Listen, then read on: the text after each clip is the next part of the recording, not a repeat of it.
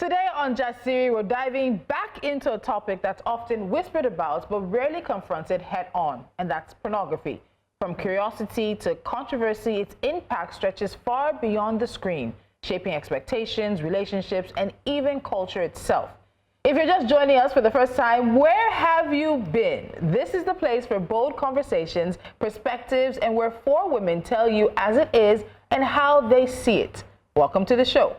But first... Yes, but first, News Central is once again bringing something different to your doorstep. Today, News Central is hosting Inside Politics, the Chairman's Dialogue. The dialogue brings together political parties in Lagos State to talk about the issues that matter most to the people. Political parties are the heart of our democratic process, and the stronger they become, the better for the nation. Aside the media, political parties play a key role in holding elected leaders accountable.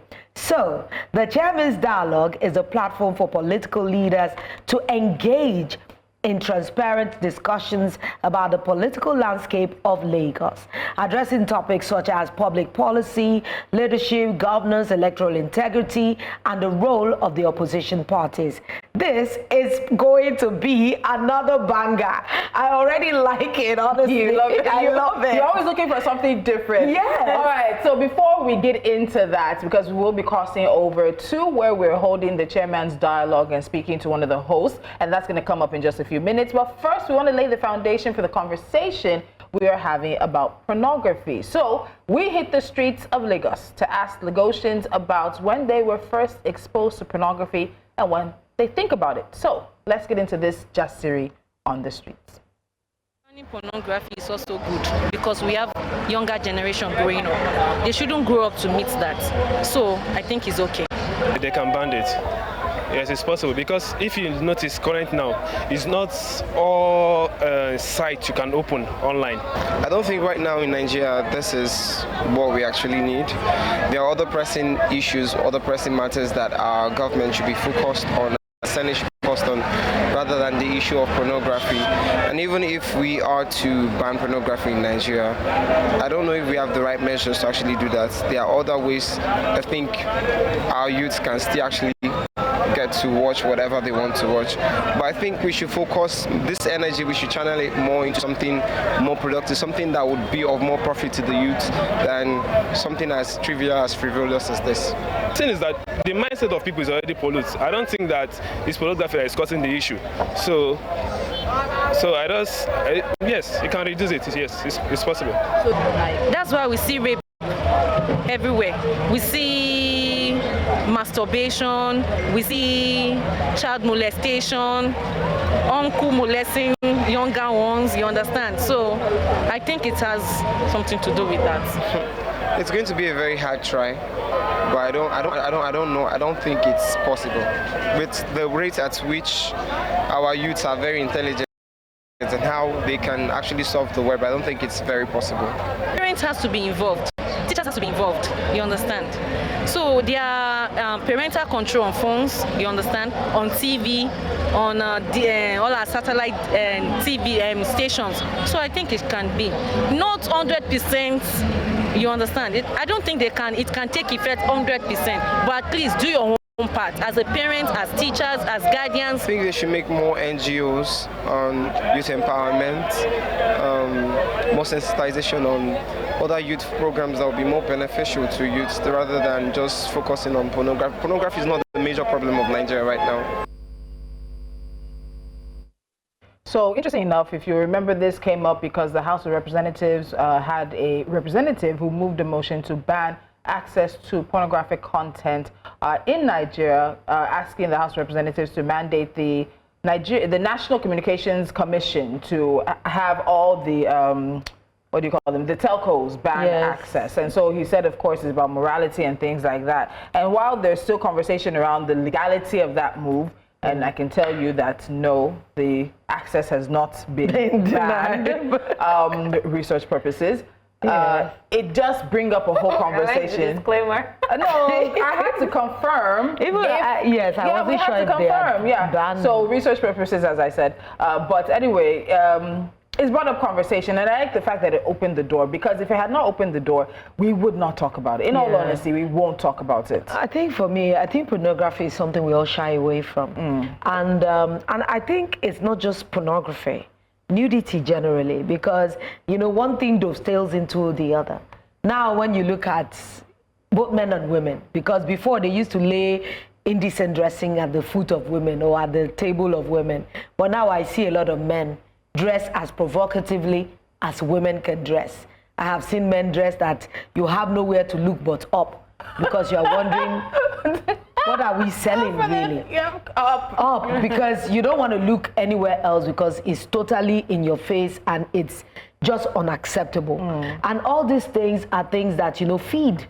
You know, all these demons and hydras and dragons that we fear, little things feed them. And if you're accessing that, now pornography is there, and it's the accessibility for me that is just troubling.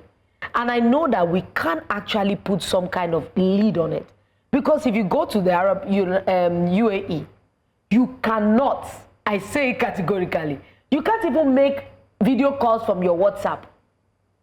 When you are in Dubai or places like that, you can't make video calls, but you can't even access pornography. That means it is possible up to an extent. At least if they ban it publicly. If you are going through other means of getting, do you know the rigors of trying to bypass this, bypass that, can actually make you lose it's not worth interest. Yeah. And that means our children will be a little safer.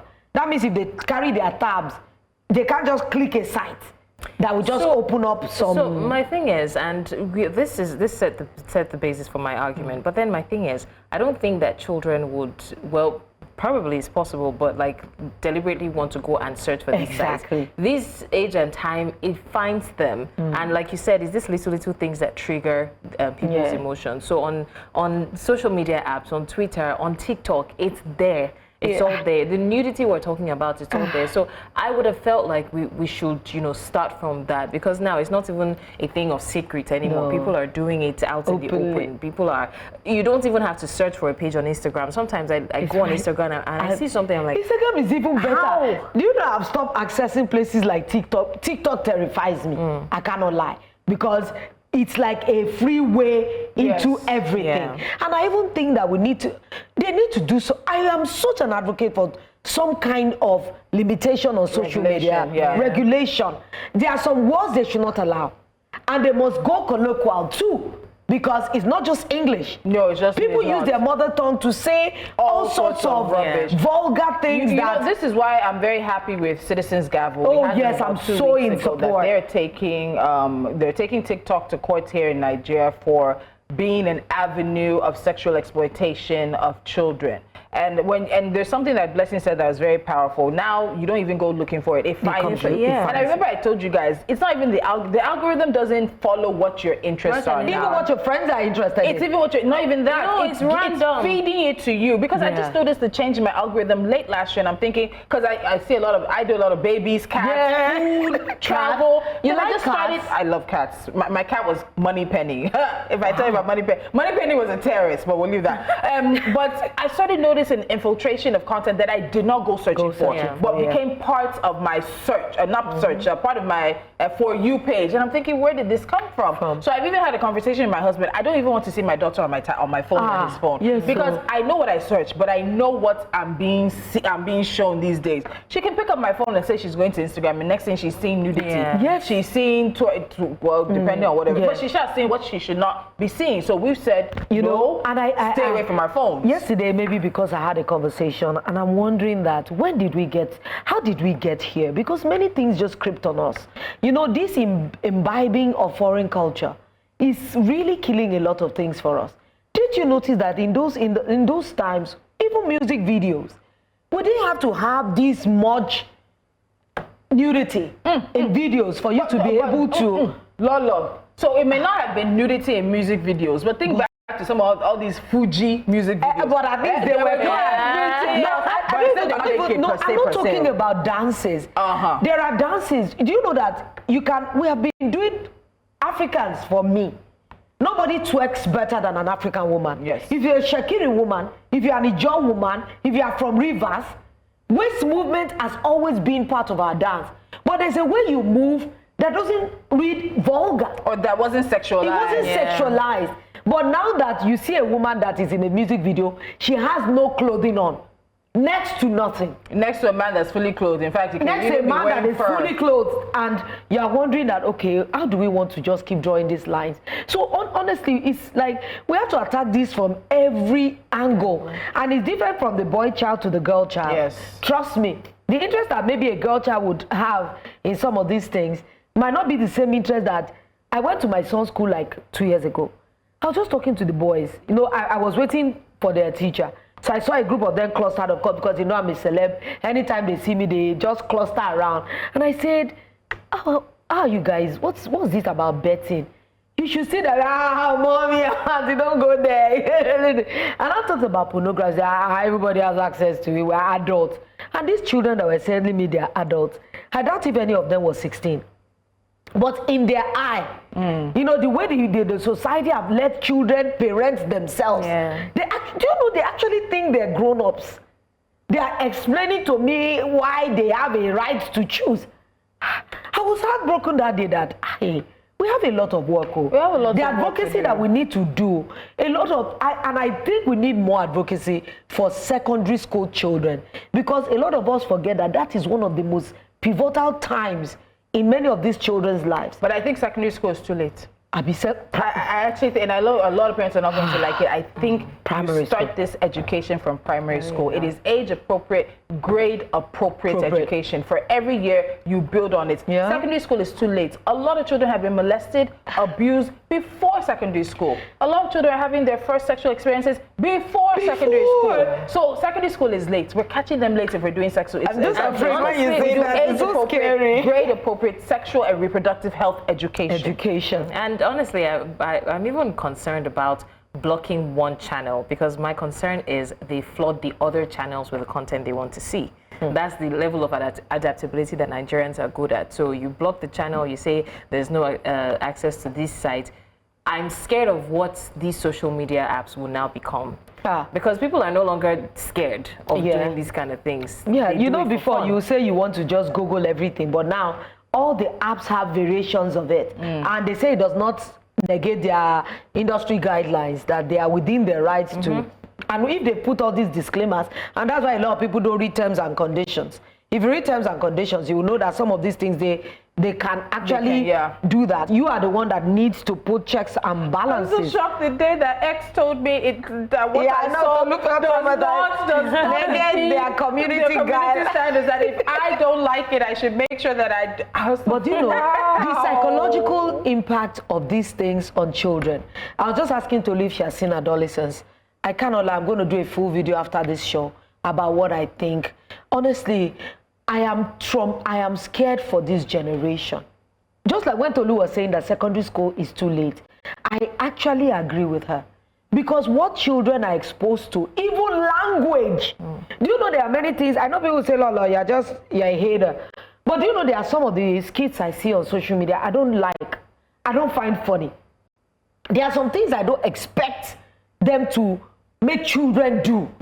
Like all these kids, you see a lady walking provocatively past and a child is with some adult men and they are ogling and catcalling and laughing. And a child is in their midst. Even though the child says something like, no good, but the influence. Child should not even be part of the conversation. The child should not even be visually assaulted in that way. But we are exposing our children in the name of content. Have you seen some dances that little children dance to?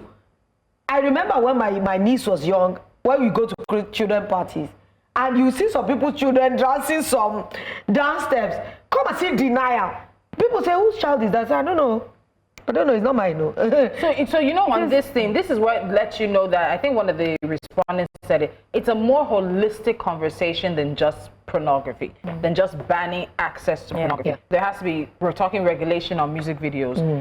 We know, we worked on radio for so many years. We know the regulations on the type of music that can be played at certain times. Even the type of advertising that can be done at certain times, because you are avoiding the times in which children might be listening to radio. Yes. And there were regulations about that. We need to have a holistic conversation about this, but we are starting somewhere when it comes to this conversation about pornography. We'll pick up that in just a moment. Don't forget, we're also heading towards Inside Lagos Politics, the Chairman's Dialogue, which goes live at 11 a.m. today right here on News Central. We're going to take a quick time out. We have a guest, we have conversations from the location of our dialogue, and so much more. Do stay with us.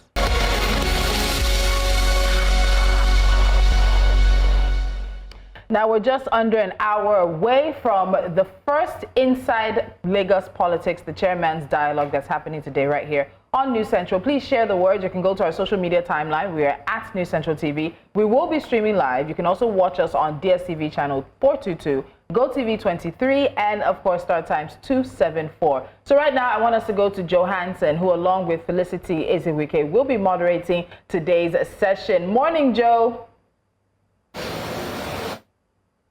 Good morning, Tolu, and good morning, ladies of Jasiri. It feels really good to, join your program, having left the Breakfast Central program earlier on.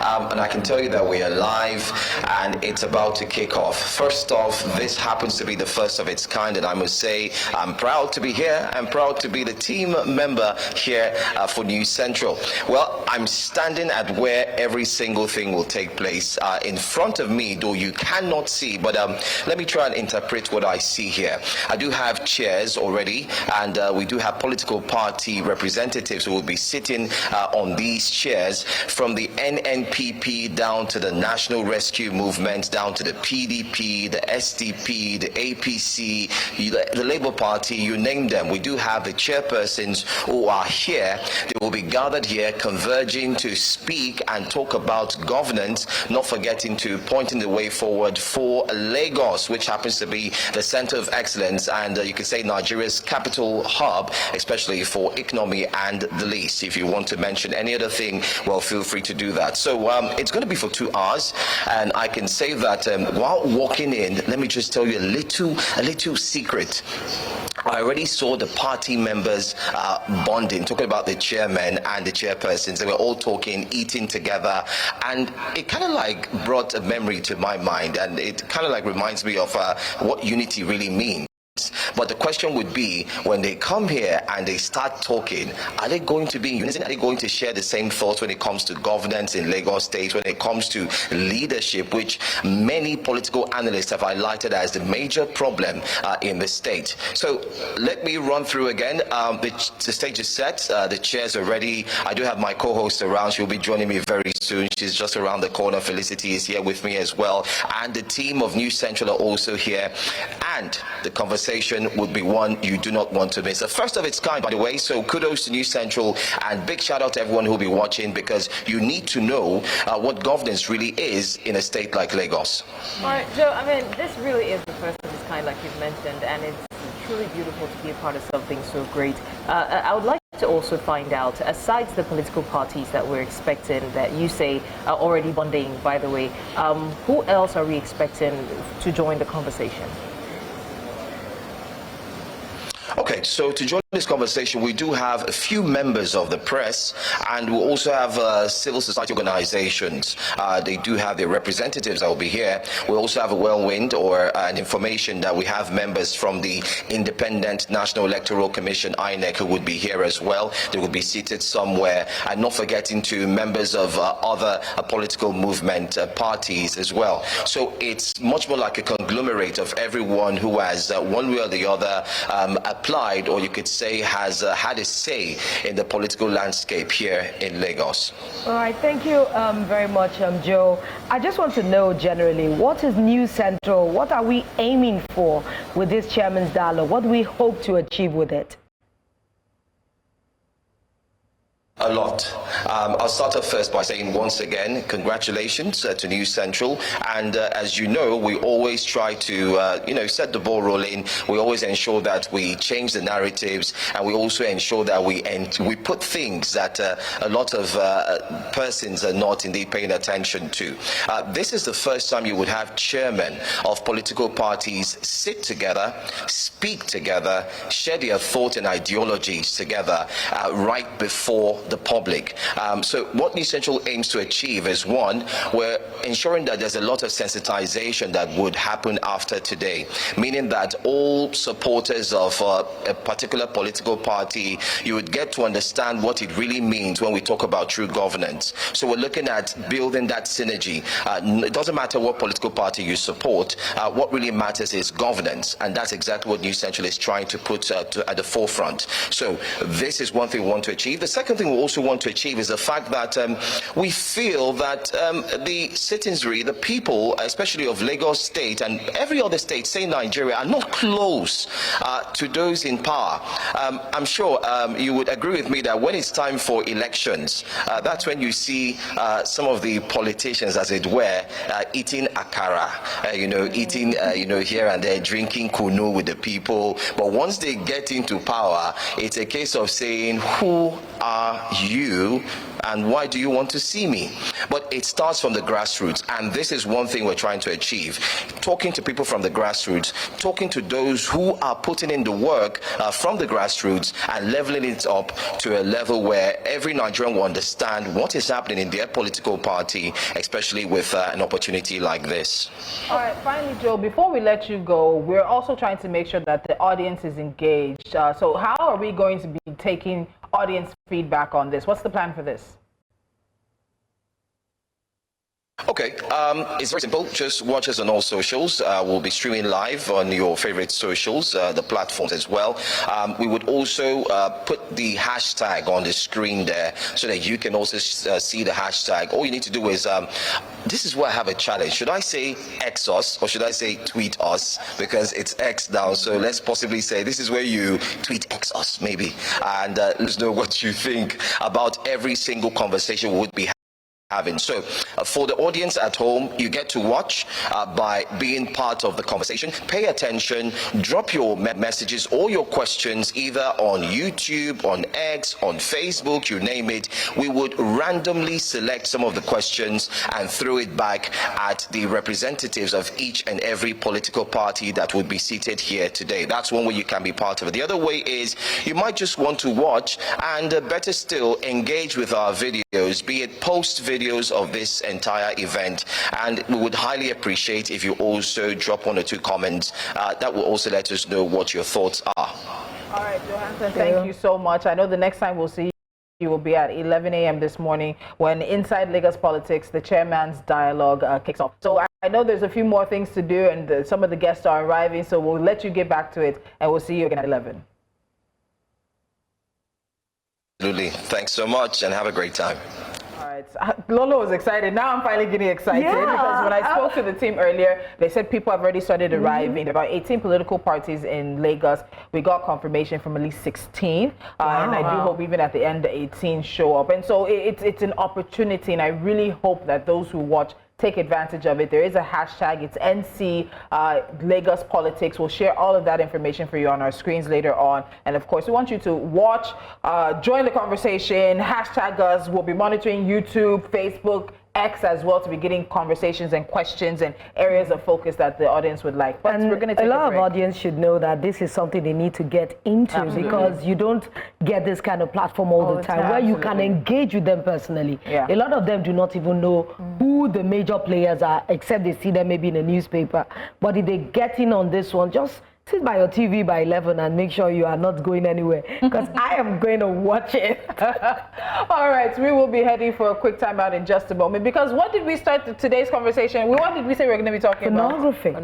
Pornography. So take us away. Okay, so, well, still talking about that, psychotherapist and mental health counselor Sapphire Ezechukwu will be talking to us about the blurred lines, how pornography affects expectations, relationships, and society. From unrealistic fantasies to emotional disconnect, we would explore how it is influencing the way we love, the way we desire, the way we interact with one another. And it's time to break the silence and ask the tough questions. So stay with us. Jasiri continues in a moment. While there are questions about the legality of the move, it has opened the door to a conversation about the consumption of pornography in Nigeria and its impact on people, relationships, and society. Truth is, pornography is everywhere, easily accessible, and yet still a taboo topic in many conversations. But what impact is it really having on us? How does it shape our desires, influence our relationships, and affect society at large?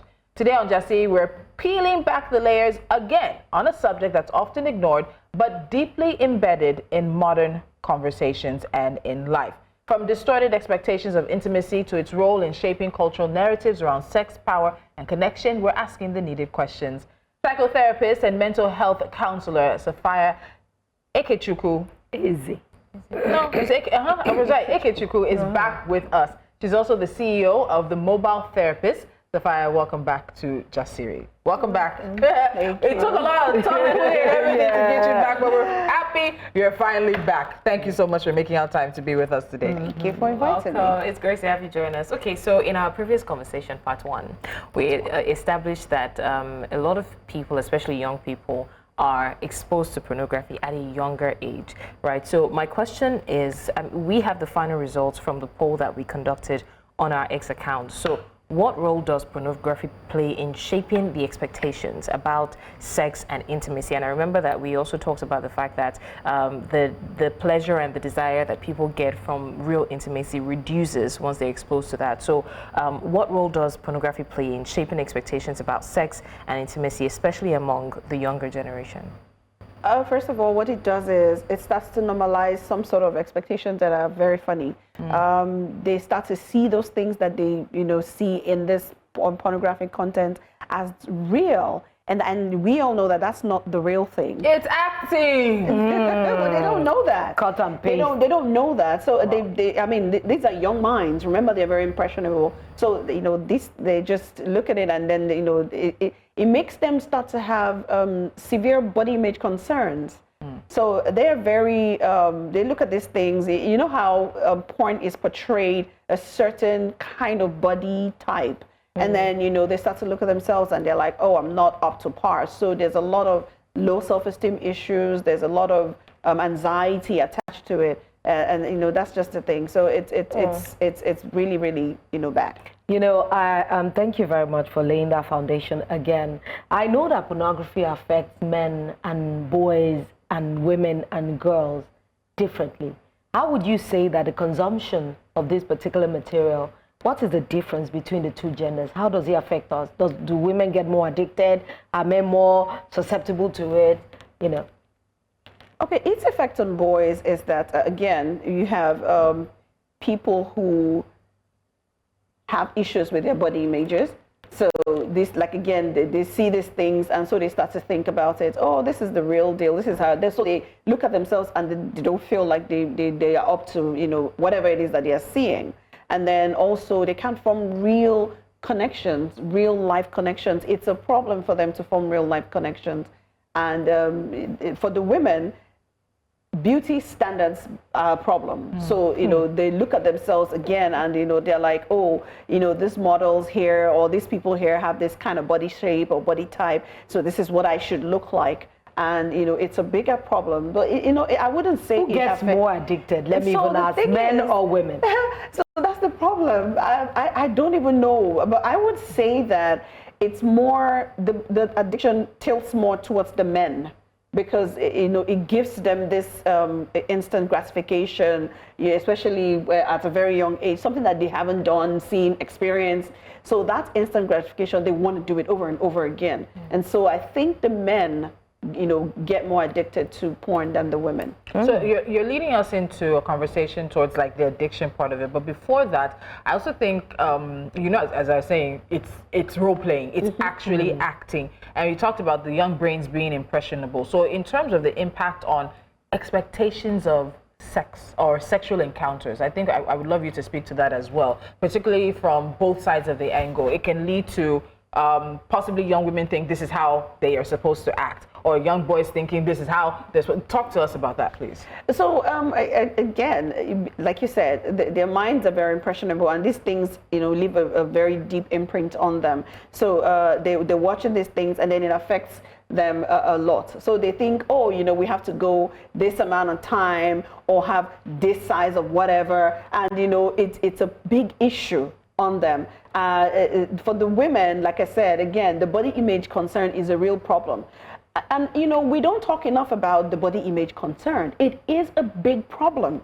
Because then women, that's where people start to do too many... Plastic surgery. Exactly. Too many things. They're shipping their nose because, the people here have a straight kind of nose. The body, the everything. The breast, the butt, they all just of touch it. everywhere because they feel like this is what it is meant to be. But and that's the major problem. It's actually the biggest problem we have. Aside from, talking about the consequences of watching it and saying, the men are the ones who are more concerned with performance issues, which is why they cannot even form real life connections, because they're now looking at it, and then when they do form real life connections, it's a problem. So they expect the women to be like the women they were seeing. Yeah. in the So it pornography. becomes like a battle. Like, okay, you're not like the ones I'm seeing. Why? And it could actually lead to a lot of aggression because what I'm used to. You're not it. Why can't you be more like this? So, there's anxiety, there's depression, there's low self-esteem, not just on themselves, but projecting it on their partners. So everyone has issues when when there's anything that has to do with either watching of a consistent consumption of porn content or being addicted to it. Okay, so let's talk about addiction now. And we recognize that addiction to pornography doesn't start overnight, but it develops from constant and also repeated exposure to its content. What would you say are some of the triggers that influence or can even build up a pattern of consumption? And also, what do you think enables the continuous consumption of this kind of content? Is there anything that enables it other than the fact that there's just access? Aside from access, there's okay. So first of all, let's even start with the first question. It will shock you to know. What triggers it? It will shock you to know is boredom. Number one. Boredom. I'm being honest. It is boredom and loneliness. Yeah. So, parents, guardians are too busy focusing on their lives, struggling to make ends meet, to put these children and, where they're... And then these children are bored. There's nothing to do, so they tend to start to look for things to do. And then they go into this. Wow. I know a lot of people don't believe, but that's the truth. That's the first thing, boredom. Wow. Then the next one is peer pressure and curiosity. So you have friends talking about these things. Oh, I did this, I did that. And then, they're curious. They want to know, they want to see. So they go into it. And then those are the two major ones at this point, because boredom and then peer pressure and curiosity. Can someone who's been sexually abused or sexually molested seek out pornography for any reason? So there's a thing. Now, for someone who's been sexually abused, some of them do it. It's like an acting out. It's like an act of defiance kind of thing. So they're doing it like, okay, you know what? I can do it anyway. And then some, for sexual abuse, it's either they become extremely out there. Promiscuous. It's jumping around and doing all kinds of crazy stuff just to, validate whatever it is that has happened to them. Or they become so internalized that they don't even want to talk about it. Sex becomes a taboo to them. They don't want, it's like every time you come close to them with anything that remotely resembles that thing, they become so afraid. You can visibly see them shaking. It becomes a terrible phobia for them. So it's one or the other, but they can't seek out pornography. Everybody talks, we've been talking about the negative effects, but some will tell you that it has done some kind of good for them.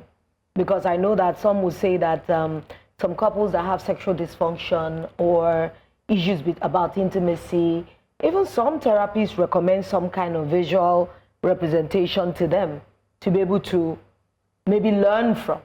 Can it ever be a teaching aid that has a positive use? And can there ever be safe consumption? Or is there anything called safe consumption? So, as with anything that you can get addicted to, you have to be very careful when you are consuming stuff like that. The thing is, there are blurred lines as to when you can stop and where you can go on. For adults, yes. I mean, if you are with your partner and there's something about the sex life that is not working out, it could be recommended. Oh, try this, or you guys can do this. But again, you have to be very careful so that it doesn't become something you can get addicted to, because it's very easy to get addicted to certain things. Okay, I'll be honest with you. As with other things, drug addiction, phone addiction, it creeps up on you. It's not something that you can see. Like there's a placard or there's a light bulb that goes off and say, "Oh, you're about to get addicted." So it's like I said, the blurred lines. You have to be extremely careful. I also think that having someone like you, someone who can monitor these things with you, like a sex therapist, would also, be a way to, help them get to that point where, okay, I think this is it now. You can stop here and, don't go beyond this point. I think that could help a whole lot better. Okay, so there's something we put up now, but I want you to speak to it. What are the signs, particularly of sex addiction? I know that in having conversation with you, did I say sex addiction? Pornography addiction is not the same thing. That you've treated people with pornography addictions. What are the signs of someone who is addicted to pornography? Is it the same relative signs of what we see when it comes to addiction generally, or is it slightly different? It's relatively the same. Escalated use, fighting feelings of guilt. But they hide it. They're going to be in the bathroom or their room. So how do we see escalated use? So in terms of outward, the things that people might be able to pick up on outwardly. Do they shake? Have you seen an addicted person trying not to do what they're addicted to? Have you ever? No. They will watch it in the office. I've seen somebody watching in church. They will watch it in the church. They cannot control themselves. Wow.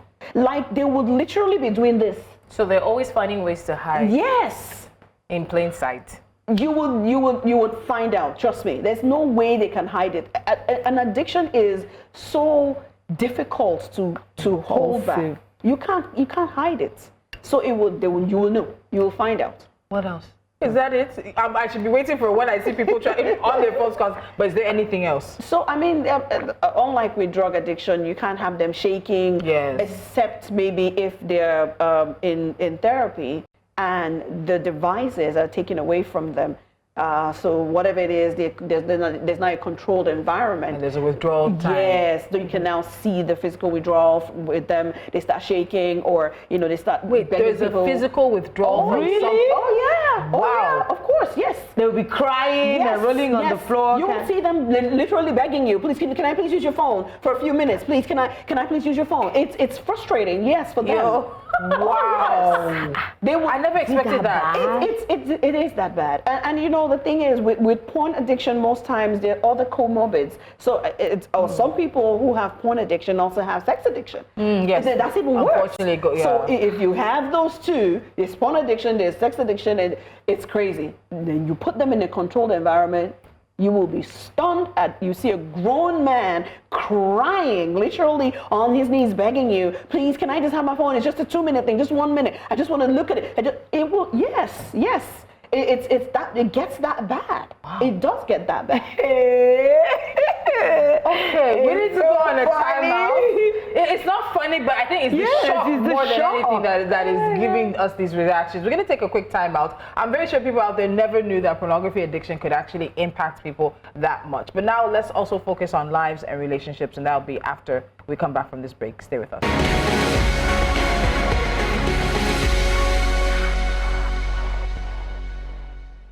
Welcome back to Jasiri. If you're just joining us, I actually think you need to sit down and watch the replay of this particular episode, because we've been engaging Sapphire.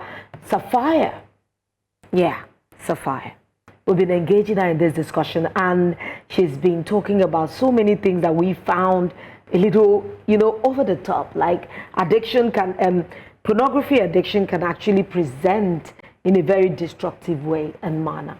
So I'm wondering that if people know, do people really know that there's an extreme end to this kind of addiction? Because people will say they know about substance abuse and the physical manifestations in people. But do you think people are aware that something as harmless and pornography can be that destructive. And please share the things you shared with us during the Yes. break. I think it's important. Well, it's not totally harmless. Just just to put that out there.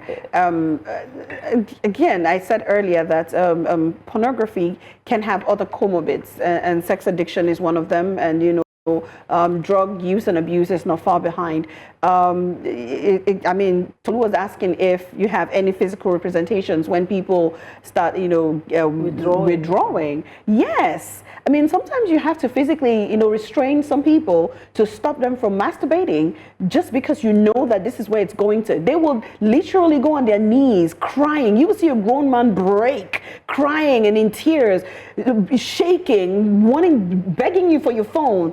And some of them will even see when a woman passes by, they're staring like they're just, it's like they're drooling. They want to go. They're there. And you're wondering, this is all part of it. It's all part of it. Is it that we don't have anything to show the extent of this? Because this is the first time I'm hearing that it can be this debilitating, Yes. this deep, this destructive. Is it because people are so good at hiding it that we don't know that these extremities exist? But of course, especially in Nigeria, where we have a lot of religious and Yes, and traditional culture. So that's the thing.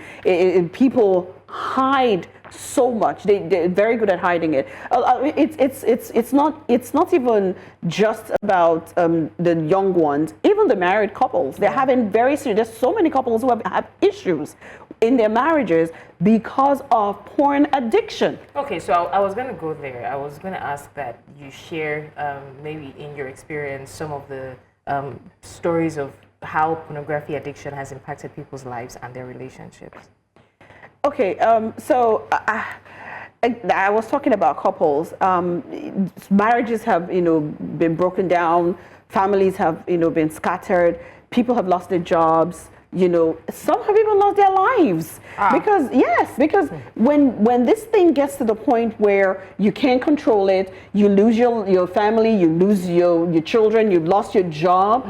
They know that this is like, oh my God, this is what's causing it for me. And then you know what? The next thing they think about is suicide because they can't take it. I heard of a story of a couple. The husband had a porn addiction. Unfortunately, he could not go through the physical act of having sex with his wife unless there was pornography involved. He got to a point where she just said, I'm not doing this again. So he would leave her and go to the bathroom and spend 30 minutes, an hour, 2 hours, 3 hours masturbating to porn overnight. It started affecting him on the job. He lost his job. And then he lost his wife. He didn't go as far as committing suicide, but that's when he finally realized that he had an issue. But unfortunately, it was too late. And it seems like this story is replicated because now there's so much more access to pornography. And so people are quiet. Traditionally women don't talk about this. They find a way. And then I also think another point we need to mention is that pornography can also push boundaries. So people see certain things. You now want to bring those things into your relationship. Without discussing it first with your partner, because again, don't forget, you're not doing this thing alone. You have someone that you're supposed to be doing it with. And this is where a lot of things start to go downhill, especially if you have a partner who is very traditional. Or vanilla. They probably will not even want to try all those crazy things that you're talking about. And they're looking at you like, what's wrong with you? My question is it even advisable? This is morning series, so I'm going to try and phrase properly. Pick your English. It's like inviting a third party to your bedroom, and then one person gets addicted to the third party. Do you get what I'm saying? So you're inviting this alien to your intimacy, and then eventually one party is not comfortable with it. So is it advisable to even introduce it in the first place? So again, and to answer this question, you know that there are some couples who actually have problems with intimacy, basically, and sometimes the only way you can get them to learn new things, do something, try something is through watching porn. That's why I said earlier that the best way is control. Have someone who actually knows what they're doing help you with it. Just don't go doing what you don't understand. You're doing your own research. Okay, before we go, because time is not on our side, we spoke earlier, and I'm a very big advocate of age-appropriate, class-appropriate sexual and reproductive health education, which would possibly also touch on porn consumption. But for a parent out there who's watching this and saying, how do I have these conversations? We're not talking birds and bees anymore. Like, things have escalated to, it's not the simple birds and the bees conversation anymore. But how do parents have these conversations, particularly around pornography? Because it's, in a way, I just feel it is inevitable that my child will stumble upon it. How do I prepare my child for that inevitability? Please start early. So it's not a taboo. There's absolutely nothing wrong with talking about sex with, with your children. Start early with age-appropriate languages. As young as you possibly can, 2, 3, they will get it. You can, when you start early, also normalize this conversation. Please do not think it's a taboo. Don't make it look like it is one. Let them know that they can always come to you for any questions. You don't want them going to ask their friends or asking people, about things that they don't understand. Let them know you're there and you can, answer their questions. Also, it is not a one-time conversation. Make sure that you talk about it as they grow older, from 2 to 3 to 4. Keep talking. Then also touch on peer pressure. Let them understand that they can say no, and no is a sentence. Let them know that. They can't say no. And you don't need to explain after that. No. Even, like, adults are still struggling to say no and not fill in the blanks. You feel like there's something missing after the no. But thank you so much, Sapphire, for joining us. It's a continuing conversation, and it's also an eye-opening one, challenging us to rethink how pornography influences our perceptions, relationships, and even broader societal norms. Now, from the candid street responses to our deep dive with Sapphire Ezechukwu, one thing is clear: this is a conversation that needs to continue. What we watch, consume, and normalize matters. We'll leave it at that. This is how we're wrapping up Jasiri. Don't forget that at 11 a.m. we start Inside Lagos Politics, the Chairmen's Dialogue. I'm hearing we have a full hall, and it's going to be a conversation you don't want to miss. Head to our social media timelines. We are at News Central TV, and let's get this conversation started. See you again soon.